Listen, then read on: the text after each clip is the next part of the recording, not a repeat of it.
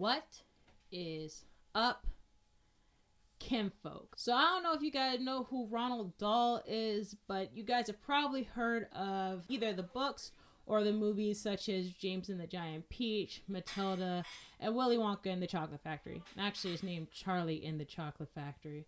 As of recently, there are going to be some changes made to his works to be more inclusive. Changes reported by the Telegraph include characters who are no longer described as fat and references to mothers and fathers that have been updated to parents or families. This is where I'm just like, part of me cares, but I don't understand who cares this much about these phrases. Like, are all these books coming with trigger warnings because the fact that a child reads mother or reads father, they're going to have some type of PTSD attack in the middle of a classroom because they can't handle the stress? This is also where I'm confused. The character Augustus Gloop is fat for a reason. It played into his character because that's how he ends up in trouble. He falls into the chocolate fountain. He gets stuck in the pipe. I mean, if you just get rid of the term fat, it's just like a normal kid got stuck in the pipe. That doesn't really tell you a lot about the story. And all the other kids, similarly, they had their own issues, not being able to be told no and wanting stuff at that time. You had the other kid who liked watching television all the time. And all these kids were written because they were meant to tell a story about how bad kids get bad things and how life will teach them a lesson even when the parents are neglectful. I think he was strategic in how he wrote these characters because he was trying to show that message. Further in the article, there is a person by the name of Susan Nosel, and this was her response to this. Those who might cheer specific edits to Dahl's work should consider how the power to rewrite books might be used in the hands of those who do not share their values and sensibilities. I hear a lot of people get excited about the aspect of censorship and changing literary works that have really dark passes. Another example is Huck Finn. Mark Twain's classic book still navigates America's river of race relations. On one page of Huck Finn, Twain wrote the N-word 6 times. Should each one be edited out and replaced with the word slave? The excessive uses of the N-word make people a little bit uncomfortable, but I think that that's important. Similarly, when we see the last couple of years, we've been seeing people take down statues and eliminate them from the public square because of what they represent.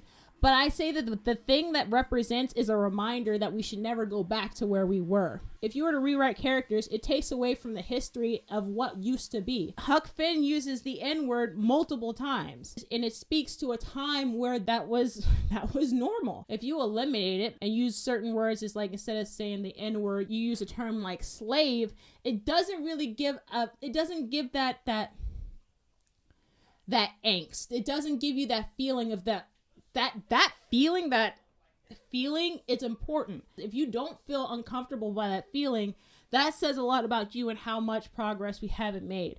I think that the fact that people are uncomfortable is great. It shows that we've made a lot of progress. It shows that we're moving in the right direction. Based on the article, one of the things that they say about Dahl specifically is he hated editors and he could not stand when people would make edits to his writings. Dahl always resisted unnecessary sanitizing, noting that the author would recognize that alterations to his novels brought on by the political climate reflected adult sensibilities rather than the children's misgivings.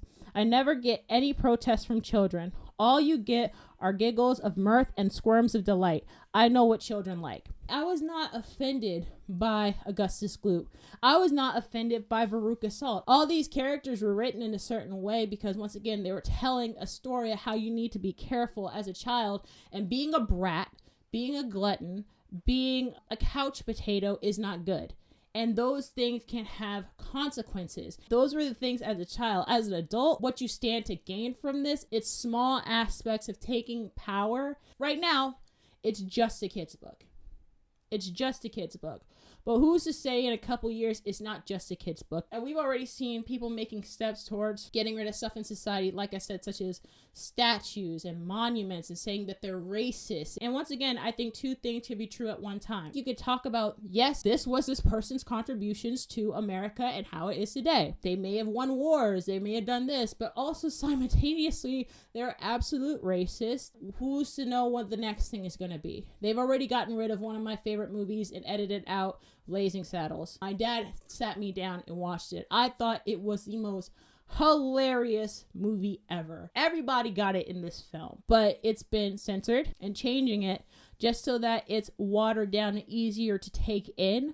I think this is just making us, for lack of a better term, pussies, making us not want to be uncomfortable, which does not breed thought. It breeds fear, because every time you're faced with something that is uncomfortable, you fear it and you want to shut it down immediately. But sometimes it's not a bad thing. The context in which it was written, and taking that into account, we can have a conversation. Look at how those aspects of our history have created what we have now to this day. Even when it comes down to history textbooks, there was, I believe it was in Texas. I'm gonna have to look this up. It's been a while since a lot of these stories are a couple of years old. There was a push to have certain textbooks eliminate the word slave and replace it with servant. There was a difference between servitude and slavery. So to get rid of that aspect, it's being disingenuous about history. Is history, once again, a dark thing? Absolutely. If we can't stomach that and we just decide to just push it away and just be like, okay, we're going to make this easier for everybody else, I feel like it's not going to do a good job in general. I don't know. Let me know what you guys think, kinfolk, in the comment section below. If you've gotten this far, please like the video and share it with your friends. I think that it's really important that we really talk about censorship and how it can affect us as a society. So by all means, share with your friends, and please subscribe for future videos. As you know, it helps your girl out. But as always, kinfolk, I love you, and I will see you in the next one. Peace.